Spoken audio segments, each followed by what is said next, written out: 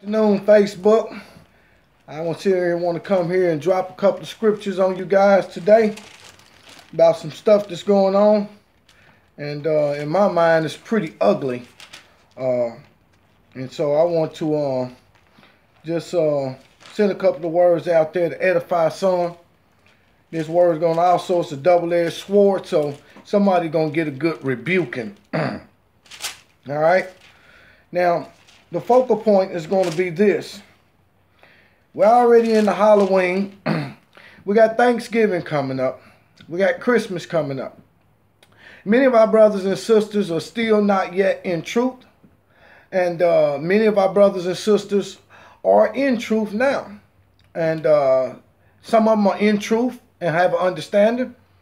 Many of them are in truth and don't have an understanding. They're moving too quickly and not waiting on the Spirit to give guidance as to how it is that they're supposed to use what it is that they have come in contact with. And so it'll be a somewhat of a warning if you fall into this particular category, because you can set yourself back or bring injury upon yourself by mishandling the truth that the Father have given you. Now, what do I mean? This is what I mean. You can pull up Facebook, and page after page, post after post, you're going to see things about Halloween. Oh, Halloween is the devil's day. Oh, Halloween is satanic. I don't celebrate Halloween. Oh, y'all just into paganism. Y'all need to quit doing this. Y'all need to quit doing that. You know what? Don't nobody need to do nothing. You need to do it. If the Father give you eyes to see and ears to hear, then those convictions belong to you. And it's up to you to do those things in the areas of your convictions. Now, when you start putting your convictions off on other people that don't have the understanding that the Father have graciously given you, then you become somebody that does damage to his people, the very people that he mean for you to be saving. And so we want to bring some understanding in this particular area so that our brothers and sisters can stop this foolishness. Running around here drawing wedges between your family and then falling out with your friends and cutting people off and all this and that and the other, all because they don't see the same thing that you see. And now you've set yourself up over them because you've allowed the word and the truth that you know to puff you up and make you full of pride to the point to where nobody's right about nothing and you're the only one. Okay, well, let's go and see what the scripture got to say. We're going to look at Romans 2nd chapter.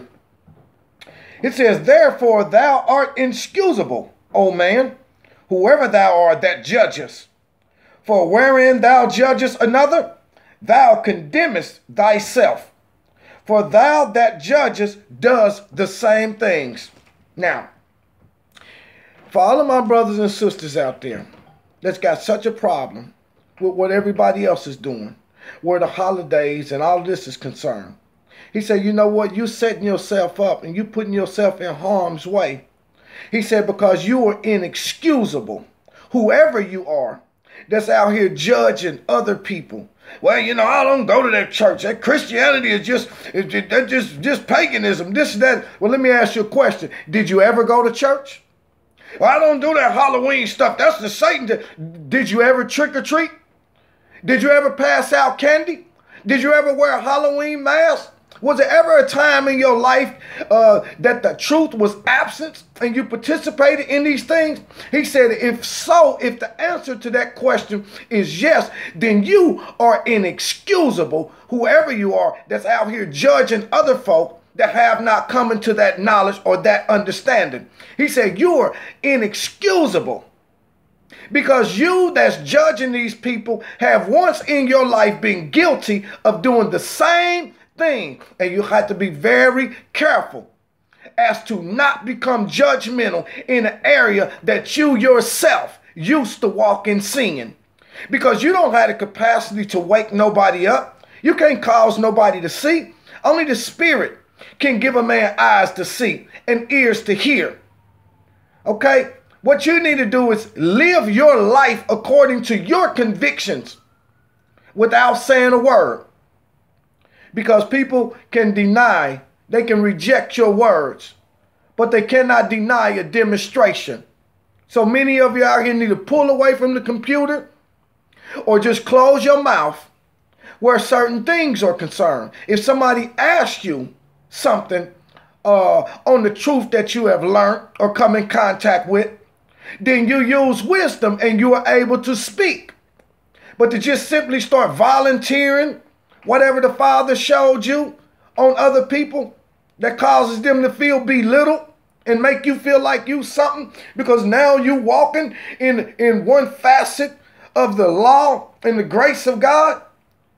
But you know what? You're setting yourself up for failure because you are guilty of committing the same things. Now let's skip over to Matthew chapter 5. Let's read verse 16. Let your light shine before men, that they may see your good works and glorify your Father in heaven. There it is. Now, he didn't say let your good works shine, your good words shine.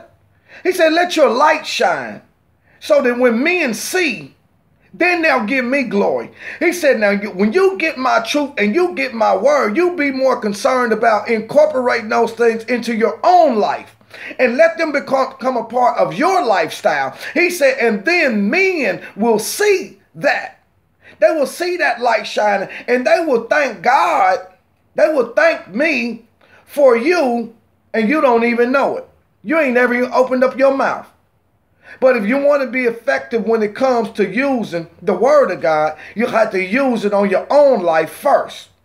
And all of us could heed to this lesson, because there are some areas in all of our lives that are still unconquered yet. Okay? So he said, close your mouth. If I show you something that's good for you, then you start doing that and put that in your life. And then I'll cause men to see it. I didn't tell you to go out here and start blabbing off at the mouth, making everybody feel bad or this or that or the other. Because somebody got their kid dressed up for Halloween and they about to go and, trick or treat or whatever it is. They're in that condition because they are without understanding. And they're in the exact same place that all of us were. Because let the truth be told, all of us had our complete history wiped away from us. And if the Father blessed you to come into contact with some truths, then you have to exercise some patience and go into intercessory prayer for these people, that the Father will show them the same things. And he has said nothing about you opening wide your mouth trying to impress everybody with what it is you think you know. But the word is undressing you by showing you that you're without understanding from doing these things. All right? Now let's go over to one more. Now we're going to do two more. Let's skip over to Galatians, because this needs to be said. Because y'all wasting too much time out here on this nonsense when you could really be focused on something greater. Okay? Galatians 4th chapter, 1st verse. Now I say that the heir, as long as he is a child, differs nothing from a servant, though he be Lord over all. But he is under tutors and governors until the appointed time of the Father. Even so, we, when we were children, were in bondage under the elements of this world. Now here it is again. He said, now I say that the heir, as long as he is a child, and that is important, because the Father's people, no matter what they caught up in right now, they are still heirs of the kingdom. But he said, as long as they are children, that means as long as they're without understanding, they differ nothing from a person that is unsaved and totally disconnected from me. Okay? So you got one is an heir and one is a slave, or one is an unsaved. Okay? The two of them, they are as identical twins, because one is a child and does not understand, even though he is Lord over everything. And this is the condition of some of our brothers and sisters. This is why you got to be careful. Verse 2 will pinpoint where you at and show you how you need to deal with your brothers and sisters. It says, but he is under tutors and governors until the appointed time of the Father. So how did you come into the knowledge of truth? You who are out here bashing everybody with what you know, you came into the knowledge of truth because it was somebody that took you by the hand. You was under a tutor and a governor that took you by the hand and started teaching you things. And at the appointed time of the Father, the Spirit came in and quickened your understanding. And this is the same way that you have to be with your family that's still in church. With your family that's still celebrating Halloween, Christmas, and Thanksgiving. You have to become as a tutor and a governor. And pray and intercede that at the appointed time, the Spirit will come in and quicken their understanding. But you will never do it when you're out here running your mouth, putting your mouth on everybody, making everybody think that you so much better than they are because you know something. And what you'll do is you'll turn the Father's people off to where they can't hear the truth or can't receive the truth. And it goes back to Romans. He said, and you are inexcusable. And this is why I'm telling you that you are inexcusable, and you'll condemn your own self by not dealing the right way with the Father's people. All right. Verse 3. Even so we, when we were children, were in bondage under the elements of this world. Now, anybody that want to disagree, you're going to tell me that you ain't never been a child, that you ain't never been walking in ignorance, walking by mistruths. I know you have. Then how dare are you going to deal with your brothers and sisters in a harsh manner when you've been right there in the exact same spot that they in right now? Let's skip over to Galatians 6 chapter. Because here is how the Father say that we reach our brothers and sisters. Okay? He says, brethren, if a man be overtaken in a fault, you which are spiritual, restore such a one in the spirit of meekness, considering thyself, lest thou also be tempted. He said, when you want to take what the Father had given you and make it a benefit to your brothers and sisters, your family, and everybody else that's still not in truth, he said, you who are spiritual. Now, that's the key word right there. That's the key word. And that just pulled the cover off 75% of the our Hebrew Israelite brothers out here that claim to be ministering the Father's word. Ye who are spiritual. See, and you do things like that because you're in the flesh and you're trying to get things done fleshly. But when you understand that everything is in the hands of the Spirit, you have to move into the realm of the Spirit and pray in order for the Spirit to come in and do the work that the Spirit do. You can't do it. He said, you who are spiritual, restore such a one in the spirit of meekness. Many of you out here is I, me, my, I'm fight, I'm bad, I knock you out, you can't contend with me. You know what? That ain't nothing meek about that. Nothing's meek about that. He said, you who are spiritual, restore such a one in the spirit of meekness. How do you maintain the spirit of meekness to be able to restore somebody? What comes next? Considering thyself first. When you consider the fact that you have walked by the same sin that everybody is in, and when you consider the fact that you have been just as lost as anybody else, when you consider the fact that you had just been as wretched as anybody else, he said that is how you reach people. Because when you look at yourself up against the Father's holiness, you see just how raggedy you are. And that gives you the perfect approach when it comes to dealing with your brother or your sister. Because you understand that you have to handle them like glass because they are fragile. Because you in your most broken moment were fragile too. He said that that's what you need to think about. Don't get caught up in what you done learned and how many scriptures you know. He said you always consider yourself, your own wretchedness. Consider the sin that you're in right now when you get ready to go and open up your mouth to somebody. And I bet you any kind of money, I know I'm telling the truth, I bet you any kind of money, if you knew that if you dealt with the Father's people in the wrong way, he would blow the roof off your house and uncover the most shameful sin that you in right now.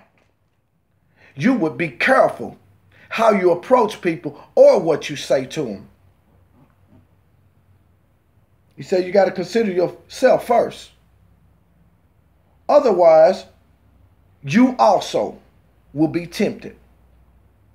Verse 2 tells us, bear one another's burden and so fulfill the law of Christ. What happened to that? What happened to patience, long suffering? What happened to getting in the trenches? What happened to bearing their burden by praying for them? This is in the Bible too. Verse 3, if any man think to be something when he is nothing, he deceive himself. But let every man prove his own work. Then shall he have rejoicing in himself alone, not in another. Now we go right back to where we started. When the Father gives you convictions, they are for you. You work those things out in your life, and your rejoicing will be yours and yours alone, because the Father is dealing with everybody on an individual basis. He ain't dealing with you so you can come next door and start telling me what I need to be doing. When he give you something, you got to learn how to walk them things out in your life. Any man think that he's something. And there's many of you out here that know word, I know word, they know word, this, that, and you think you something now. But you ain't nothing. You think you something. But how you going to be something when what it is that you have don't even belong to you? You didn't make it. You didn't create it. You didn't give yourself no air to breathe. You didn't give your mind no understanding. The words that you're speaking out of your mouth don't even belong to you. The Bible ain't yours. So how you going to get the Father's things and then come to people like you the bomb, you know, you greater than everybody, you know all this, that, the other. You know what? The more you know, the littler you ought to become. That is all of us. All of us need to learn those lessons right there. Verse 5, for every man shall bear his own burden. And so, one of the things I had to remind myself, I didn't look for the word so that I can be no great teacher, speak at no conferences, this, that. I'm looking at the word because I needed to be able to fix my life. My life still need to be fixed right now. There are still some ugly things. There are still some areas that have not been overcome. And so I need the word for myself. Howbeit the word that's coming out my mouth can start working on behalf of everybody else, why it ain't had no impact on me. This is some food for thought, people. Let's go back to doing it how it should be done. I hope somebody got something out of this message. To all my brothers and sisters that's out here doing the work, continue to do the work. Just look for the Spirit for guidance and leadership. Where our brothers that are still lost concern, we need more patience, we need more love. We don't need to be badgering and harping on people that's already broken down. Have a good day.